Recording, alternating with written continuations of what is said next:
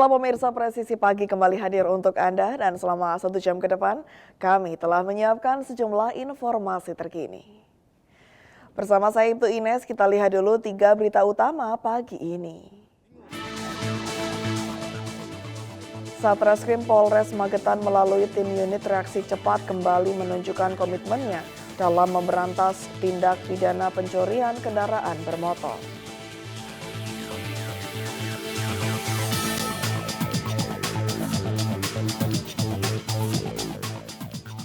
Kekayaan budaya Nusantara menjadi daya tarik utama dalam Bazar Kreasi Bayangkari Nusantara tahun 2026 di Jakarta Convention Center dan beragam produk unggulan hasil karya UMKM dari berbagai daerah ditampilkan.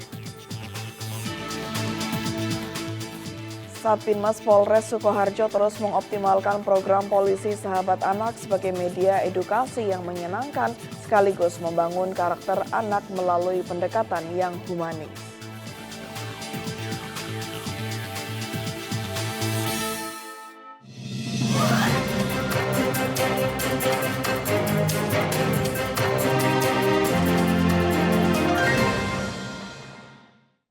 Di informasi pertama pemirsa, Satreskrim Polres Magetan melalui tim unit reaksi cepat kembali menunjukkan komitmennya dalam memberantas tindak pidana pencurian kendaraan bermotor. Seorang residivis kasus curanmor berhasil diamankan bersama sejumlah barang bukti hasil kejahatan yang dilakukan di beberapa lokasi di Kabupaten Magetan, Jawa Timur. Kenapa bingung? Kapolres Magetan, AKBP Raden Erik Bangun Prakasa menegaskan bahwa pelaku yang berhasil diamankan berinisial HM, 20 tahun, warga Kecamatan Jiwan, Kabupaten Madiun. Pelaku ditangkap setelah dilakukan serangkaian penyelidikan atas kasus pencurian sepeda motor yang terjadi di wilayah Kecamatan Takran, Kabupaten Magetan.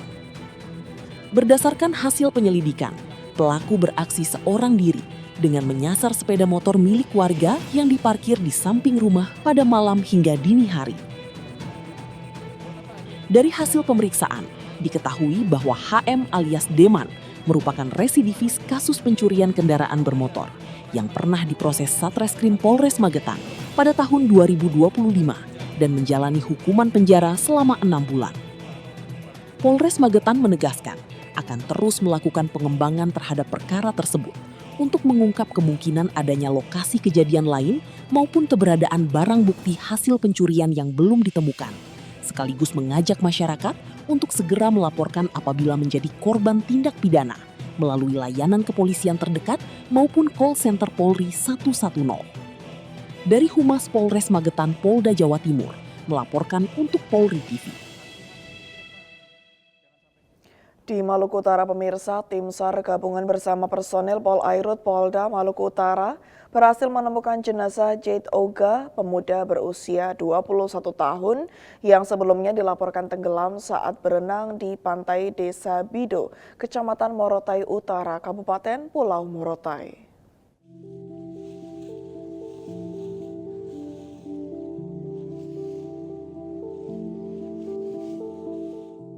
Korban diketahui terseret ombak bersama 2 rekannya. 2 korban lainnya berhasil menyelamatkan diri, sementara Jade Oga dinyatakan hilang hingga dilakukan operasi pencarian oleh tim gabungan. Pencarian melibatkan personel Basarnas, Polairut, TNI AL, BPBD, BNPB, Babin Kamtipmas, serta masyarakat. Setelah penyisiran intensif selama 2 hari, jasad korban ditemukan mengapung sekitar 200 meter dari lokasi awal tenggelam. Jenazah kemudian dievakuasi menuju Pelabuhan Daruba dan diberangkatkan menggunakan KM Aksar Saputra 23 untuk diserahkan kepada pihak keluarga. Seluruh proses evakuasi berlangsung aman, tertib, dan mendapat pengawalan aparat kepolisian. Dari tim Humas Polda Maluku Utara melaporkan untuk Polri TV. Satuan Reserse Narkoba Polres Metro Jakarta Barat kembali mengembangkan pengungkapan kasus laboratorium gelap pembuatan tablet Karisoprodol yang sebelumnya dibongkar di Kecamatan Mijen, Kota Semarang, Jawa Tengah.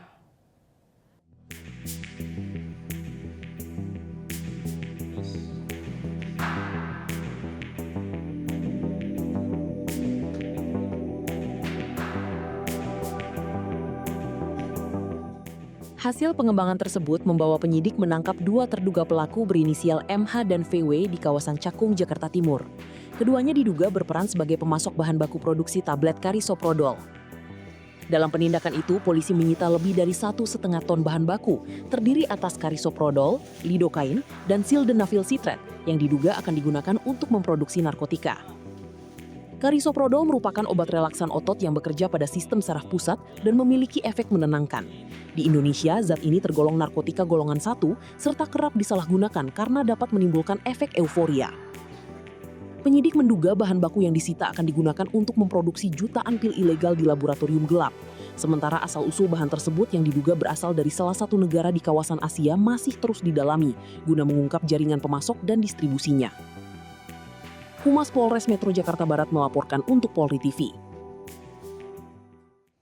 Pemirsa, Polda Sumatera Selatan berhasil mengungkap sindikat penipuan digital berkedok website pendaftaran palsu Sumsel Bayangkararan 2026. 2 pelaku ditangkap, sementara penyidikan masih terus dikembangkan. Pemirsa Polri TV, saya Bribda Sarli Puspitasari dari Bid Humas Polda Sumsel. Pagi ini Polda Sumsel melaksanakan konferensi pers ungkap kasus tentang seseorang diduga sengaja mengubah, merusak atau membuat dokumen digital palsu agar terlihat seperti data yang asli atau yang sah, melanggar pasal 35 UU ITE oleh Subdit 5 Siber Ditreskrimsus Polda Sumsel. Berikut berita selengkapnya untuk Anda.